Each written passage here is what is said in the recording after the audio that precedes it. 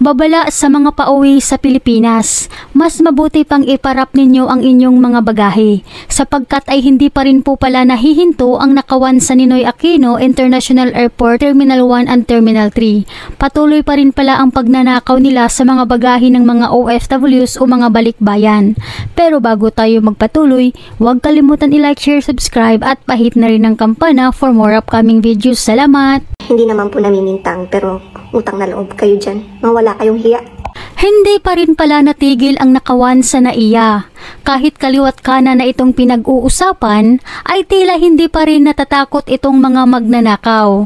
Kaya marami pa rin sa mga pasahero na nagmula ng abroad ang mga nabibiktima nitong modus ng mga magnanakaw. Tulad nitong nangyari sa ilan nating kababayan na galing ng abroad, ang nanglumo dahil sa ninakaw ang kanilang mga pasalubong para sa kanilang pamilya sa Pilipinas.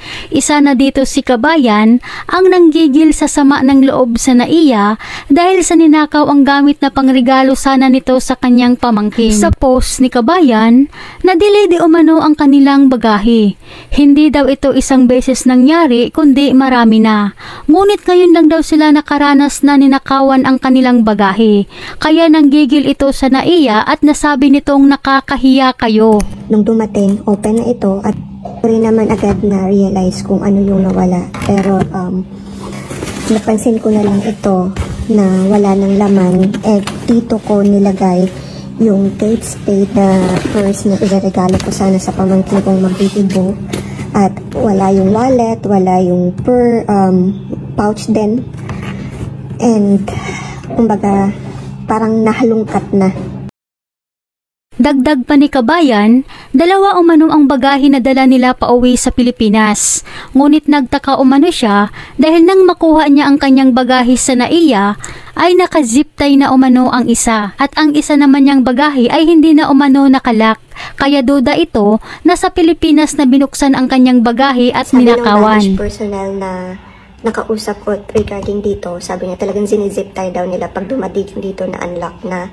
Pero yun nga, yung naka-zip tie, yung luggage na yun, walang nawala.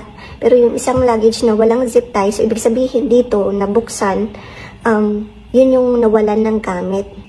Kaya hindi naman po namimintang, pero utang na loob kayo dyan. Mawala kayong hiya. Kaya sa mga kababayan ko na pauwi sa Pilipinas, palibutan nyo ng plastic cling wrap ang buong maleta ninyo.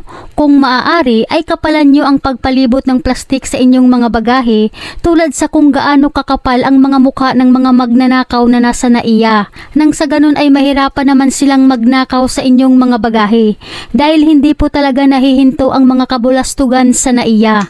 Hanggang dito na lamang po, mag-ingat po kayo palagi.